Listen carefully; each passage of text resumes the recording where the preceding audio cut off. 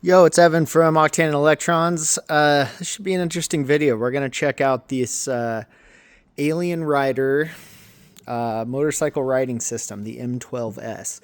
So it's a display with a bunch of other features. Let's see, scan the QR code. All right, we'll look at all that later. Here's our installation guide. So this is like a multifunction device. It's got cameras front and rear, blind spot warning radar, and then I think it does Android Auto and all, and it's like a touchscreen display. So this is pretty cool. I got this on Amazon a while ago. I haven't had time to install it yet, but this weekend we're finally have a little bit of time, so we're going to check it out. It's going to go on my Moto Guzzi Stelvio. So this is a 2012 Stelvio NTX 1200. It's my main, like, only newer bike that I keep, and it's long distance, like my long distance touring bike, in camping trips and adventure bike, I guess. So I thought it'd be cool, like, the Stelvio's fuel injected, and, you know, it's 2012. It's relatively newer, I guess, for me anyways. But, you know, it's got a digital dash and an analog tack, and, like, it's all fine. But it's doesn't have any integration with your phone or anything. It's too old for that. So I thought, you know, it might be cool to have map, Android Auto. Like, I usually have my phone on it. But I figure this is the bike to add this stuff to. It's a big bike, so running some wires shouldn't be a problem. So we're going to put it on here and see what it's like. I've always been interested in these. This thing has some interesting features. Does a lot of different stuff. It's got wireless tire pressure monitors. We'll add those. And then, like I said, it has front and rear cameras. And then it has a blind spot, like, radar for changing lanes and stuff. So I don't know. It's going to be interesting. I've never thought about all those features. I really just was interested originally just because of the Android Auto display. I thought would be useful. But then, you know what? Like, it's got some cool stuff. So we're going to check it out. I've never tried anything like this. So we're going to put it on the bike and see. We've got all the display there, the cameras, tire pressure sensors. Then we've got two hardware boxes, gimbal bracket, reducing bushing. So this is the mount for the screen, installation kit, wrench for your tire pressure monitor, reducing bushings. Okay. Accessory B, main power cable, wire controller, cable ties, screen protector, blah, blah, blah. Okay. Should be pretty easy to install. I looked at the unit earlier, and everything is, like, color coded, and also mounts, you know, with a handlebar mount, and then a round kind of ram style but ball mount, but the small version, and color coded screw connectors, so you really can't screw those up, I'm sure. So yeah, we'll go. I'm gonna pull the seat off. I'm gonna have to run some wires, so I don't know, may need to lift up the gas tank. I hope not, because it's kind of a pain on here. But I'm gonna pull off the cover here and the seat and the rear seat, make some room, and then we'll start getting stuff in place and then see what how we're gonna mount it. And then you know, this video is not, it's gonna be an installation video, but it's I probably won't go into super detail while I'm doing it. I'll just show where I mount stuff, because this is really a universal kit and has to be tailored to your own bike. And then but mainly we'll see how it works. So all right, let me get started, and I'll show you in a second. Okay, so here is the screen mounted. You can see the bracket right here. I have really large diameter bars. The clamp fits these big, I think they're at least 1 inch bars, and the clamp does fit without a reducer, which is nice, but I did have to use a longer mounting bolt, so I had enough thread to grab the bracket there for the ball. So anyways, mounted just fine. I expect most bikes that's probably not a problem, but the Guzzi here has real wide bars that step down to like 7/8 out at the end. So okay, that's on. I'm gonna go ahead and change the or put on the tire pressure monitors, because that's easy. So here's my valve stem. I'm gonna unscrew it. They come with, looks like a lock washer underneath. So oops. Okay, let me switch hands here. All right, I assume that's what this is for. There's a flat lock washer. I'm gonna spin it down. Okay, then here is my sensor, just screws right on. So I'm going to put it in place, screw it down. You'll hear it leak for a second as it pushes in the valve stem. And then, so you can see the little nut recessed into it. And then you have a recessed wrench here. So I'm going to get underneath there, make sure this is tight. Okay, then I'm going to spin the lock, or what I call it, a washer, lock nut up against it. And then put my wrench on there and tighten it against, see if I can get a good bite on it. It's kind of hard underneath there. There we go. And then tighten it against it. So now that thing can't move. Okay, cool. I'll do that on the rear. I'm not going to show that. And then we'll move on mounting cameras. Okay, got cameras mounted. Show you what I did. You know, this is going to be custom for every bike you put it on. So just show you how I'm doing it. Still have to tie up wires and stuff. So front camera is going to be mounted right there in the center. That gives me a pretty good straight ahead view. Running down here through the fairing, and then it'll come up. I'm going to have to shorten all these or tie them up. We'll figure it out. But I've got a lot of room on this bike, so it's not too bad. So that's going to come up there, and I already have it attached here. I'm going to go to the back and show you. Here's where I did the radar module and the rear camera. So they're going to be mounted centered in the taillight. They're just stuck on with the 3M tape. We'll see. I don't know. I don't want to drill holes. I'm going to try this, but I'm going to have to watch it. I don't know. This may or may not stay. May have to come up with a mounting bracket or something, but we'll try this for now. Make sure I like everything. Wires are running there. They'll be tied up here along the frame. They go up under here and then come through and then route along the side here and then up underneath the tank. So the Guzzi's nice, a lot of room. Already a lot of wiring run down the sides, and also it's not a big deal to hide some more. Okay, so I already have everything, those cameras and the radar up here and attached. Two other things. I didn't know till I opened the other box, but it has a handlebar switch. So I'm going to mount that, and it gets plugged in, and then we have our power cable. So I'm going to get both of those mounted and plugged in and figure out how to tap in the wiring. I think it has a constant tap to the battery, no problem. And then I gotta, I'm sure, find a switched hot that goes on with the key. So figure that out and be right back. Okay, we got everything hooked up and working. So let's show you how it's hooked up. And then I gotta tie up all the wiring and clean it up, and then we'll actually check it out like running on the bike. Okay, so like I said, everything's plugged in up here. We have our handlebar switch control I mounted right here. It's made for a much larger bar. It's interesting. So I have it pinched here between my control and my mount. I'm going to have to shim it or something because it's very large. It's actually larger than my large bar down here, and this is tapered right here. So I'll shim that. I've got the, took the cover off, put the screen, came with the screen protector. I put that on. Like I said, everything is hooked up temporarily here till I tie up the wiring. I ran my power wire back along with my other wires.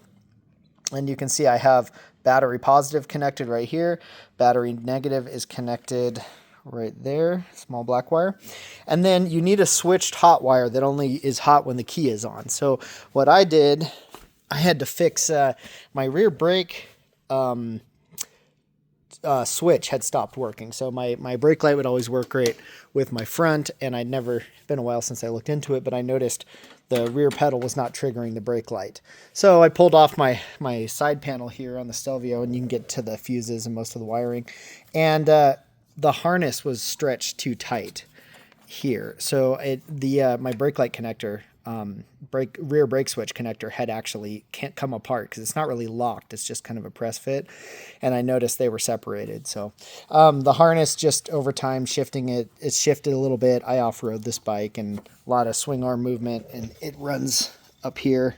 So it had looked like it had pulled tight, and it looks like it was tight from the factory, and this was just not enough. So I cut my sleeving on the main harness here just a little bit and then freed up a little more wire, so now I have plenty of play.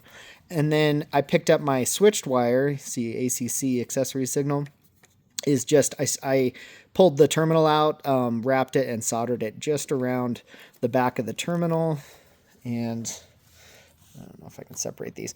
Anyways, so that gives me a nice connection to the switched hot wire, the green there on this bike that provides power to the brake light. So that'll get tied up under here. Okay, so everything is connected and working. Got my camera, my radar back there. You already saw the front camera, so let's go ahead and switch it on. I'll turn my key on. And it'll take a second and power up the cool AlienRider guy.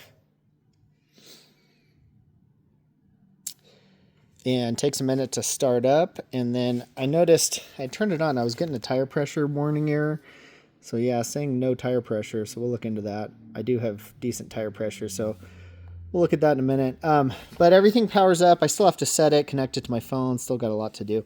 But I was just checking all the functions, and so there's home, brightness, tire pressure monitoring, which seems to be showing the TPMS 1 and 2 are registering, but they're not showing pressure, so we'll look into that. And then camera. So there's my front and rear cameras.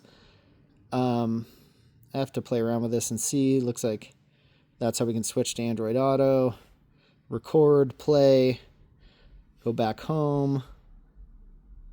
Microphone, I don't know. We'll look into that. This switches camera, so full screen front, full screen rear, and split screen. Pretty cool. And the resolution on them is great. I'm already impressed with that. Like, dang, those are good cameras.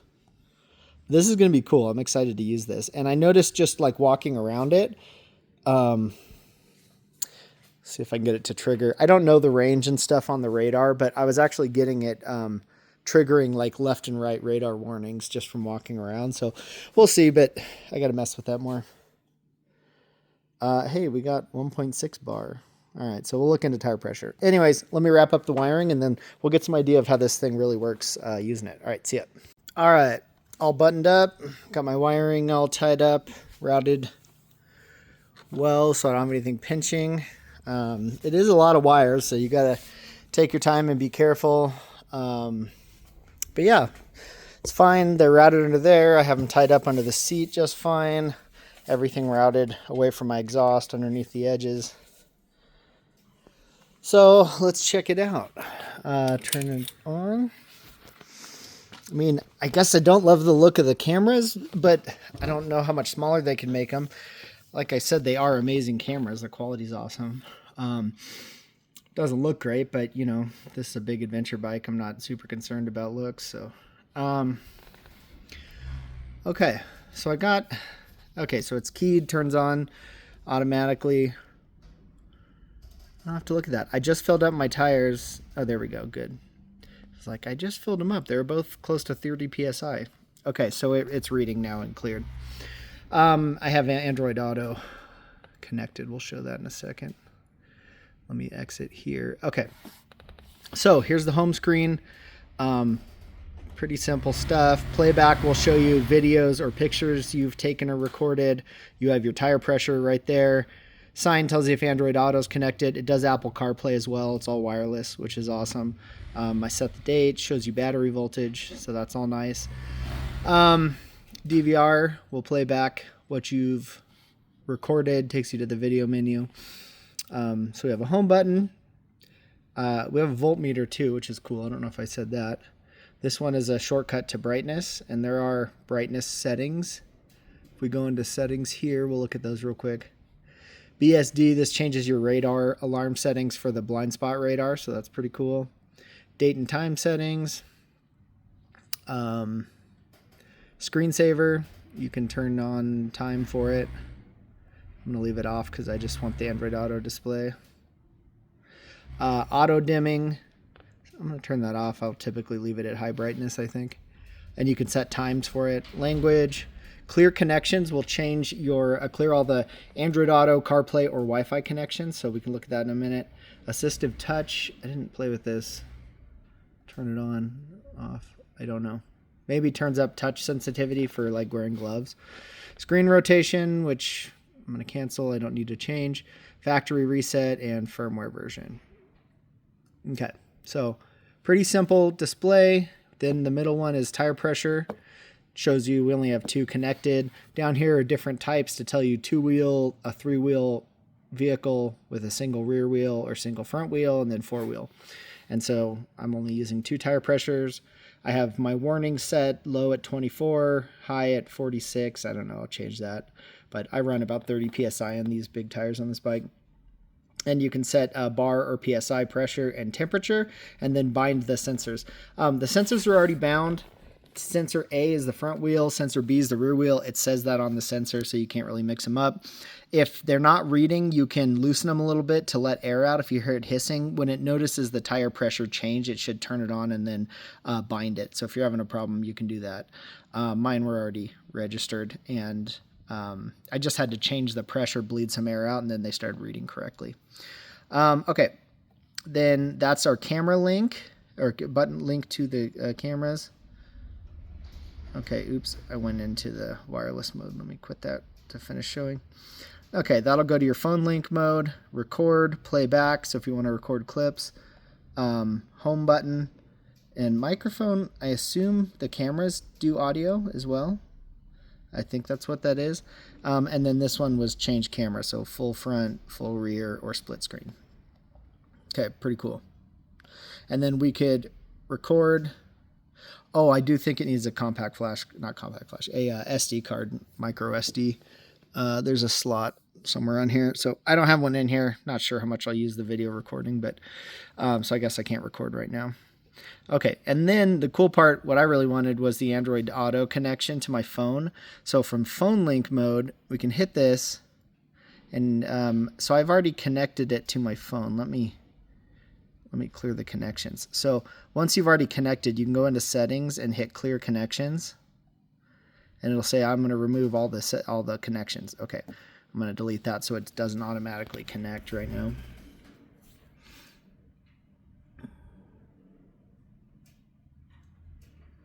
Okay, so with those cleared, now if I'm on the home screen and I hit phone link, it's going to show you the connection options. So you can do CarPlay, which will let you connect to Apple, an iPhone. You can switch to Android Auto mode, and it'll connect to an Android phone, or you can connect to Wi-Fi video mode, and that'll turn on the Wi-Fi hotspot built into this. That uses their app, and it's also how you upgrade the firmware. So I can't really show that here because I'm using my phone, but it's a simple app. It comes with, you can see the link right there to download it. You download it, you connect to the Wi-Fi hotspot just like it says. It's called M12S. You connect to it, you can update the firmware, and you can access all the live video and recorded video. So pretty cool, useful way to get stuff over to your phone. But I typically use Android Auto. So to connect to Android Auto, you just switch it to that mode, connect over Bluetooth, and it'll work right away with wireless Android Auto. So I don't need to show that. It's just standard Android Auto. So that's the device. It's pretty awesome.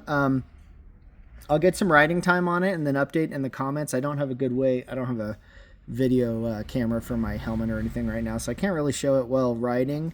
But my impression using this is it's awesome. I will really like it on this bike. It is very useful. It's got a great bright screen. Seems to be pretty vibration proof. We'll see on the road.